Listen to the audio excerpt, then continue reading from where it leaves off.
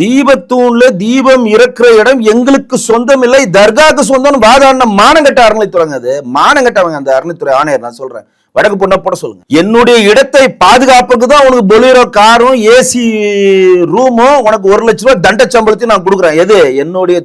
நம்மளுடைய இந்துக்களான கோயில் நிலங்களை பாதுகாப்புறதாங்க அறநிலைத்துறையோட வேலை. அறநிலைத்துறை வேலை என்ன?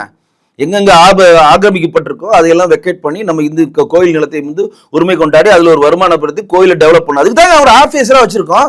அவருக்கு கீழே 10 ஸ்டாஃப், அவருக்கு ஒரு அசிஸ்டன்ட், ஒரு டவாலி மாதிரி ஒருத்தர் இருப்பான் அசிஸ்டன்ட். அவர் கார் தந்த விட 3 வேளை ஏசியில போறதுக்கு சுத்துறதுக்கு அவர் பெரிய இவருக்கு தெரிஞ்ச ஆள்லாம் வந்தா முதல் மரியாதை போய் தரிசனம் பண்றதுக்கு இவ்வளவு வசியும் செய்து கொடுத்து நீ எனக்கா வாதாடுற, ஏன் ஒரு துட்டை வாங்கி ஏன் சோத்தை தின்னுட்டு என்னுடைய பதவியில அமர்ந்துகிட்டு அந்த தூண் எனக்கு சொந்தம் இல்ல தர்காவுக்கு சொந்தம்னு சொல்ற மானங்கட்ட ஆணையருங்க. அவன் நேரடியா குற்றச்சாட்டு அவ்வளவு வைத்துச்சுல இருக்கு, அவ்வளவு கடுப்பா இருக்கு எங்களுக்குலாம். இந்து உணவாக்கலாம் அவ்வளவு கோபம் வருதுங்க.